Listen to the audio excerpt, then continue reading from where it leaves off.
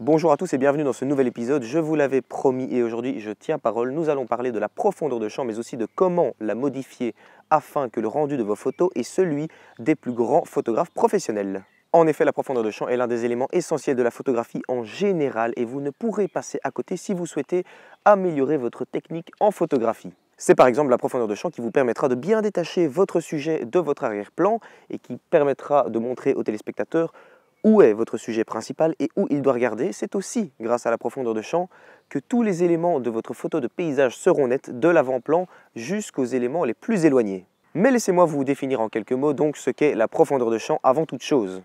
Comme son nom l'indique, c'est une distance dans laquelle votre sujet pourra se déplacer tout en étant toujours considéré comme net. En dehors de cette distance, il sera donc flou.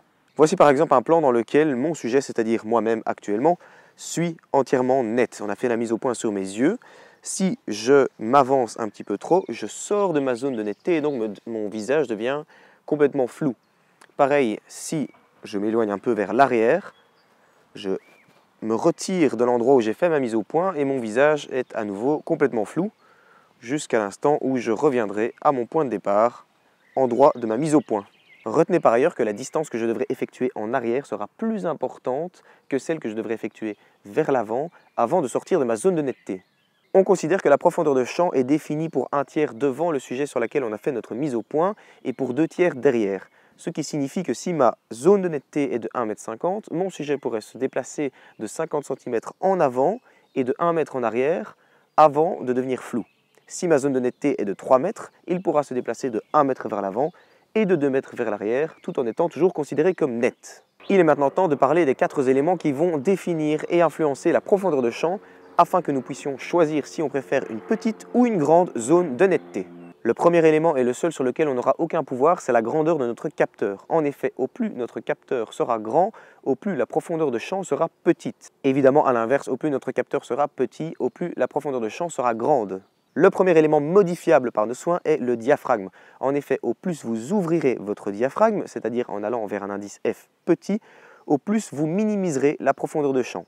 A l'inverse, au plus vous fermerez votre diaphragme, au plus vous augmenterez la profondeur de champ. C'est d'ailleurs pour ça que les photographes professionnels de portrait convoitent particulièrement les objectifs à grandes ouvertures, ce qui leur permet d'avoir un beau flou d'arrière-plan derrière leur modèle. Ce flou d'arrière-plan est d'ailleurs appelé bokeh. Bien, je vais donc ici progressivement fermer le diaphragme afin que vous voyez son impact sur la profondeur de champ. Évidemment, comme à chaque fois que je vais fermer le diaphragme, je vais perdre en luminosité, je vais devoir contrebalancer avec l'ISO. Donc ne faites pas attention au fait que ça va devenir progressivement à chaque fois un peu plus sombre et puis à nouveau un peu plus clair. Ne faites pas attention à ça, faites vraiment attention à la profondeur de champ qui va augmenter au fur et à mesure. Donc là on est à F2, je vais passer à F2.8, donc je vais vous remettre l'échelle des diaphes en même temps en dessous de l'image, comme ça vous pouvez vous la remémorer, et donc je contrebalance l'exposition, voilà. Maintenant je vais passer à F4, hop, et je rajoute de l'ISO pour retrouver la même exposition.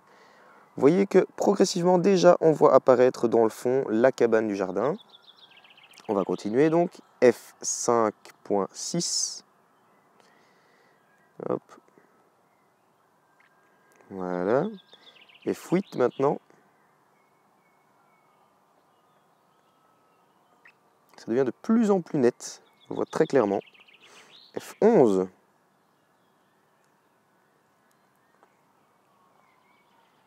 F16 maintenant.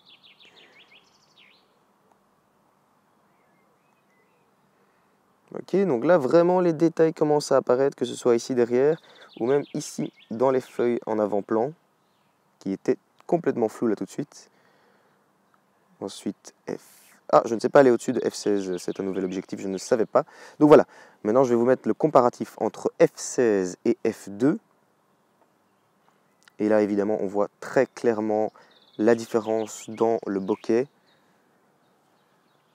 À F16, les détails sont beaucoup plus présents en avant-plan et en arrière-plan qu'à F2 où mon sujet est vraiment complètement détaché de tout le reste. Le troisième élément qui influencera votre profondeur de champ sera la focale utilisée. En utilisant un 85 mm, j'aurai une profondeur de champ plus petite que si j'utilise mon 35 mm. C'est d'ailleurs une fois de plus pour ça que les photographes professionnels de portrait convoitent des objectifs allant souvent entre 85 et 105 mm afin d'avoir un beau flou d'arrière-plan. Voilà, je suis actuellement avec le 85 mm à 1/200 de seconde, f2 ISO 100. Je ne vais absolument pas toucher à mes réglages et je vais juste changer d'optique pour le 35 mm. Donc observez bien le bokeh, le flou d'arrière-plan qui est quand même relativement important avec le 85 mm. Et comparez-le au 35 mm. Certes, la profondeur de champ est encore limitée avec le 35 mm parce qu'on est quand même à f2. Mais malgré tout, on voit bien la différence dans le flou entre le 85 et le 35 mm. Évidemment, et contrairement au diaphragme, le fait d'utiliser un 85 mm plutôt qu'un 35 mm aura un impact direct sur la composition de votre image. Et le dernier élément important qui aura un impact direct sur votre profondeur de champ, c'est la distance avec votre sujet. Au plus la distance sera grande entre votre sujet et votre boîtier, au plus la profondeur de champ sera grande. A l'inverse, si votre sujet s'approche de l'objectif, votre profondeur de champ deviendra plus petite. Donc une fois encore, faites bien attention au flou d'arrière-plan qui arrive derrière moi. Je vais m'éloigner au fur et à mesure et vous verrez la profondeur de champ qui augmente en même temps que je recule.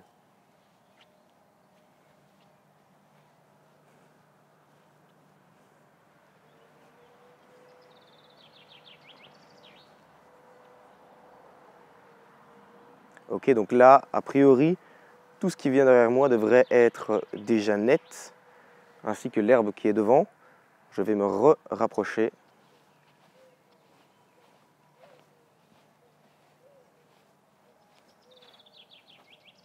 Et à nouveau, le bokeh devient beaucoup plus important derrière moi.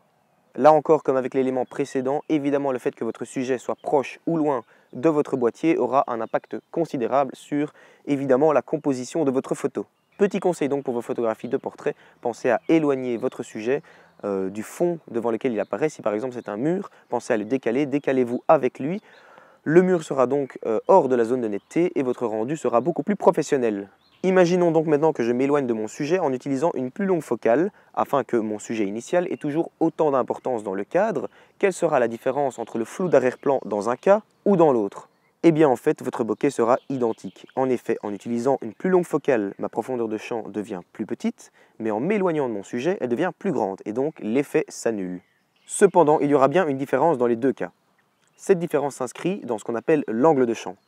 En utilisant une focale plus courte, l'angle de champ capté par mon optique sera plus large que lorsque j'utilise une longue focale. La vue humaine, par exemple, capte des éléments qui se trouvent devant nous jusqu'à un angle d'environ 170 degrés. Imaginez maintenant qu'on vous mette des œillères comme à un cheval, votre angle de champ de vision sera moins important. C'est exactement la même chose. En utilisant la focale plus large, le flou d'arrière-plan sera certes le même, mais vous verrez apparaître plus d'éléments dans l'arrière-plan. J'espère sincèrement que cette vidéo vous aura appris certaines choses sur la profondeur de champ. Si c'est le cas, si vous avez aimé, n'hésitez pas à me le faire savoir, que ce soit en commentaire, en laissant un pouce bleu, ou tout simplement en allant voir mes autres vidéos, ça me ferait super plaisir. Pour l'heure, je vous dis à la semaine prochaine, même jour, même heure, bien à vous.